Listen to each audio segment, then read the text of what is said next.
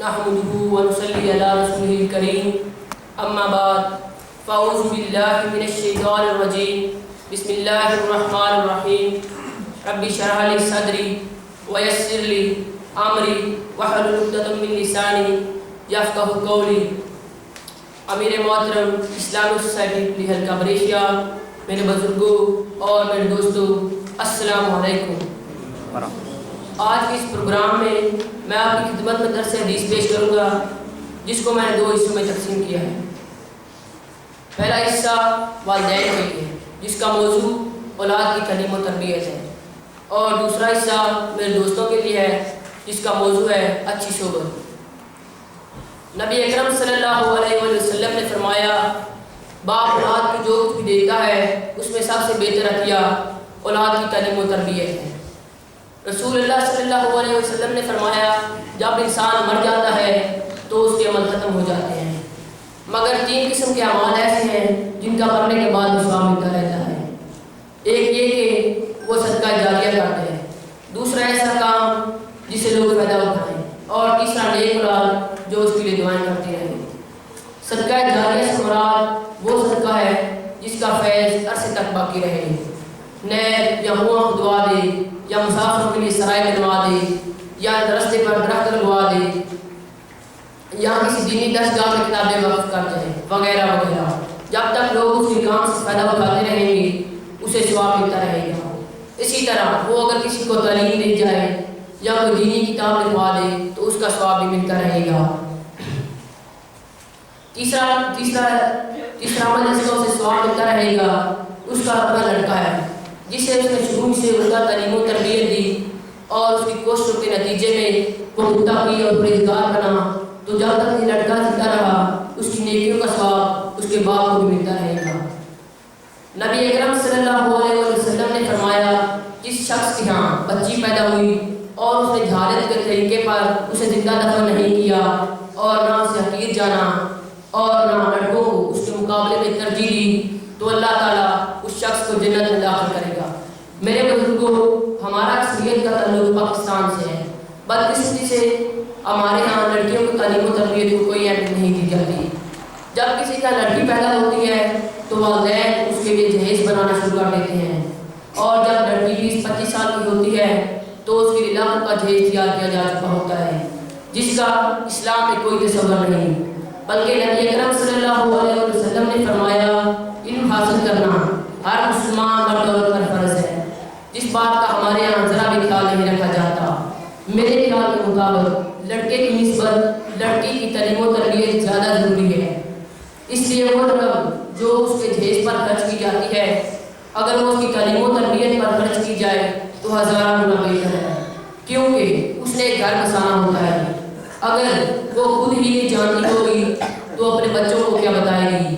اس لیے قیامت کے روز آپ سے یہ سوال نہیں کیا جائے گا کہ کتنا جہیز دیا، بلکہ آپ سے بچوں کی تعلیم و تربیت کے بارے میں سوال کیا جائے گا. اس لیے میرے بزرگوں، اپنے بچوں کو اچھی تعلیم و تربیت دیں تاکہ آپ کے بچے آپ کے لیے بخشش کا ذریعہ بن سکیں.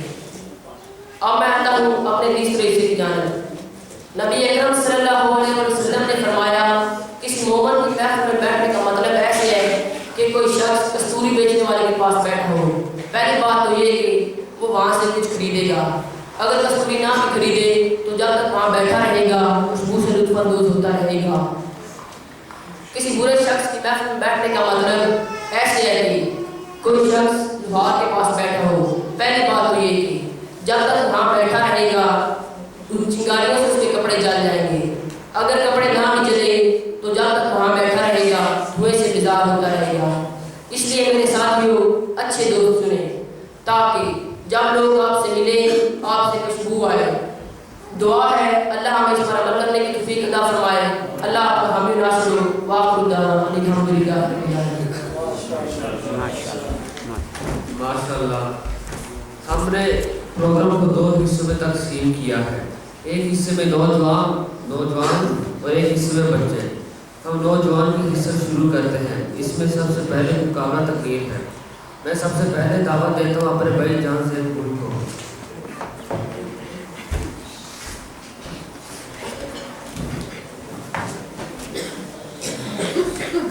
نحمده ونصلي على رسوله الكريم اما بعد اعوذ بالله من الشیطان الرجیم بسم اللہ الرحمن الرحیم۔ اللہ تعالیٰ سے دعا کرتا ہوں کہ مجھے حق بات کہنے اور اس پر عمل کرنے کی توفیق عطا فرمائے اور آپ سب کو سن کر اس پر عمل کرنے کی توفیق عطا فرمائے۔ میرے نہایت قابل احترام بزرگوں اور ساتھیوں اور ماں اور بہنوں، السلام علیکم ورحمۃ اللہ وبرکاتہ۔ میرا آج کا موضوع ہے اللہ تعالیٰ پر ایمان۔ وہ بخشتا ہے گناہ عظیم بھی، لیکن ہماری چھوٹی سی نیکی سنبھال کر رکھتا ہے۔ ہم اسے بھول جائیں روشنی میں بھی، وہ تاریکی میں بھی ہمارا خیال رکھتا ہے۔ جب کبھی دیر سے لوٹوں تو میری ماں کی طرح وہ میرا رزق کا حصہ نکال رکھتا ہے۔ غاروں میں جن کا دیا بھی نہیں ہے، ان کے لیے فضا میں چاند تارے اچھال رکھتا ہے۔ محبت اپنے بندوں سے کمال رکھتا ہے۔ وہ ایک اللہ ہی ہے جو ہم سب کا خیال رکھتا ہے۔ تمہارا رب اللہ ہی ہے جس نے آسمان اور زمینوں کو 6 دنوں میں پیدا کیا، پھر وہ نمائش والا پر مستوی ہوا۔ وہی رات کو دن سے ڈانپتا ہے کہ وہ اس کے پیچھے تیزی سے چلی جاتی ہے، اور اسی نے سورج چاند تارے پیدا کیے۔ دیکھو یہ سب اللہ تعالیٰ کے تابع ہے، بڑی برکتوں والا ہے اللہ جو سب جہانوں کا پالنے والا ہے۔ سورۃ آیت نمبر 14 میں فرمایا کہ بے شک میں اللہ ہی ہوں، میری عبادت کرو اور میرے سوا کوئی معبود نہیں، اور میری عبادت کے لیے میرے ذکر کے لیے نماز پڑھا کرو۔ سورۃ مائدہ آیت نمبر 23 میں فرمایا کہ اگر تم مومن ہو تو ایک اللہ ہی پر بھروسہ اور توکل کرو۔ حضرت انس رضی اللہ تعالیٰ عنہ بن عبد المالک سے روایت ہے کہ حضور پاک صلی اللہ علیہ وسلم نے فرمایا کہ اللہ تعالیٰ کہتا ہے کہ اے اولاد آدم، تم مجھے جب بھی پکارے اور مجھ سے ہی امید رکھے اور میں تیرے گناہ معاف فرما دوں گا۔ اے ابن آدم، تیرے گناہ آسمان کی لگی تک بھی پہنچ جائے، پھر تم مجھ سے معافی مانگے تو میں تجھے معاف کر دوں گا، مجھے کوئی پرواہ نہیں۔ اے آدم کی اولاد، تم میرے پاس اگر زمین کے برابر بھی گناہ لے کر آئے تو پھر مجھے میری ملاقات کی وقت معلوم ہو کہ تم نے میرے ساتھ کسی کو شریک نہیں کیا تو میں تجھے بخشش عطا فرماؤں گا۔ بخاری شریف کی حدیث میں روایت ہے کہ حضور پاک صلی اللہ علیہ وسلم نے ارشاد فرمایا، جس نے اللہ کے لیے دوستی کی اور اللہ کے لیے دشمنی کی اور اللہ کے لیے دیا اور اللہ کے لیے روکے رکھا، اس نے اپنے ایمان کو مکمل کیا۔ ایک دوسری حدیث میں آپ صلی اللہ علیہ وسلم نے فرمایا، حضور پاک صلی اللہ علیہ وسلم فرماتے ہیں، ایمان کا مزہ چکھا اس شخص نے جو اللہ تعالیٰ کو اپنا رب مانے اور اسلام کو اپنا دین مانے اور محمد صلی اللہ علیہ وسلم کو اپنا رسول تسلیم کرنے پر راضی ہو گیا۔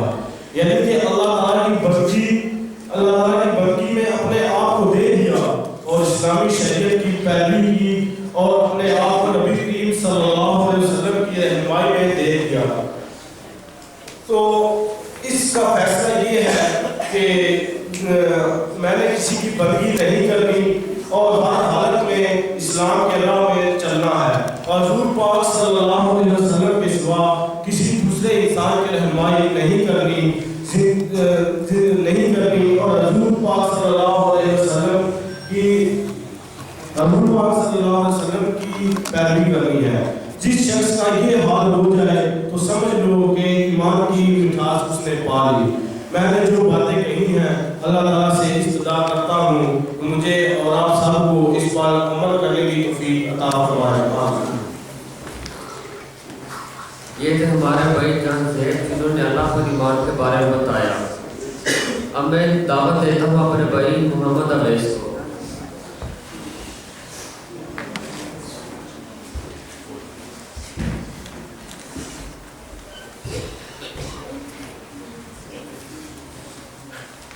السلام علیکم۔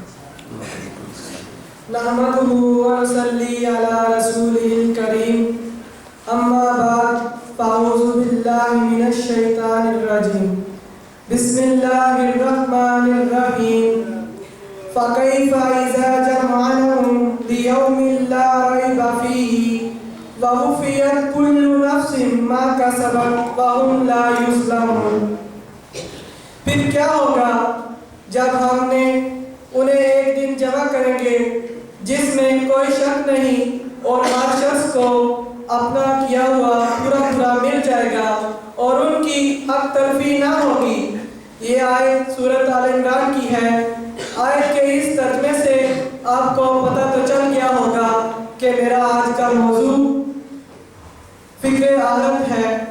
اس آیت میں اللہ تعالیٰ نے قیامت اور اس کے ہولناک نتائج کی طرف ہمیں متوجہ کیا ہے. ارشاد ہوتا ہے اس دن کو کیوں بھول رہے ہو جس دن سب کو جمع کیا جائے گا. بھلا اس دن کے واقع ہونے میں کسی کو شک ہو سکتا ہے؟ قرآن مجید سے قطع نظر کر لو. پھر بھی ہر مذہب میں یہ عقیدہ اجزائے دین میں شامل ہے. آخرت میں ہر شخص کو اس کے اعمال کا پورا بدلہ مل جائے گا. قرآن مجید میں ایک جگہ ارشاد ہوتا ہے جس نے ذرہ بھر نیکی کی ہوگی وہ اس کی جزا پائے گا اور جس نے دنیا میں ذرہ بھر بدی کی ہوگی وہ اس کی سزا بھی بھگتے گا. کوئی بھی عمل کے نتائج سے بچ نہ سکے گا. اس آیت کے آخری جملے میں یہ ہے کہ اس دن کسی کی حق تلفی نہ ہوگی. ذرہ کا حساب ہو جائے گا. معمولی سے معمولی کام کا نتیجہ سامنے آ جائے گا. اگر انسان اس دن کو یاد رکھے تو وہ گناہ کا خیال بھی دل میں نہ لائے. ہمیں چاہیے کہ ہر حال میں دنیا پر آخرت کو ترجیح دیں اور اپنے ہر کام میں آخرت کی کامیابی کو اپنا مقصد بنائیں. قرآن مجید ہمیں بتاتا ہے کہ دائمی اور ابدی زندگی کا مقام آخرت ہے اور دنیا کے اس عارضی قیام گاہ میں ہم صرف اس امتحان کے لیے بھیجے گئے ہیں کہ اللہ تعالیٰ کے دیے ہوئے تھوڑے سے سر و سامان، تھوڑے سے اختیارات اور گنی چنی اوقات مواقع میں کام کر کے ہم میں سے کون اپنے آپ کو اللہ تعالیٰ کی جنت کا حقدار بنانے کے لیے موضوع ثابت کرتا ہے. یہاں جس چیز کا امتحان ہم سے لیا جا رہا ہے وہ یہ نہیں ہے کہ ہم نے دنیا میں رہنے کے لیے کیا کیا، بلکہ یہ امتحان تو اس چیز کا ہے کہ ہم نے دنیا میں رہ کر آخرت کے لیے کیا کمایا. آخرت میں انسان کا ظاہر نہیں دیکھا جائے گا بلکہ صرف یہ دیکھا جائے گا کہ اس نے جو نیک کام کیے ہیں کس نیت سے کیے ہیں، اس کے دل کا ارادہ کیا تھا. اس لحاظ سے اس کے عمل کو قبول یا رد کیا جائے گا. فکر آخرت کے بارے میں ایک حدیث ہے جس کا مفہوم یہ ہے. حضرت عبداللہ بن رضی اللہ تعالی عنہ نبی صلی اللہ علیہ وسلم سے روایت کرتے ہیں. آپ صلی اللہ علیہ وسلم نے فرمایا مجھے دنیا سے کیا دلچسپی، میری اور دنیا کی مثال ایسی سمجھو جیسے کوئی مسافر گرمی کے زمانے میں کسی درخت کے سائے میں تھوڑی دیر کے لیے دوپہر میں سو جاتا ہے، پھر اس درخت اور اس کے سائے کو تھوڑی چھوڑ کر اپنی منزل کی طرف چل دیتا ہے. اسی طرح دنیا مومن کا وطن نہیں ہے بلکہ مومن کا اصلی وطن تو آخرت ہے. اسی طرح دنیا مومن کا وطن نہیں ہے بلکہ مومن کا اصلی وطن تو آخرت ہے. آخر میں میری اللہ تعالیٰ سے دعا ہے کہ ہمیں نیک عمل کرنے اور اپنی آخرت سنوارنے کی توفیق عطا فرمائے.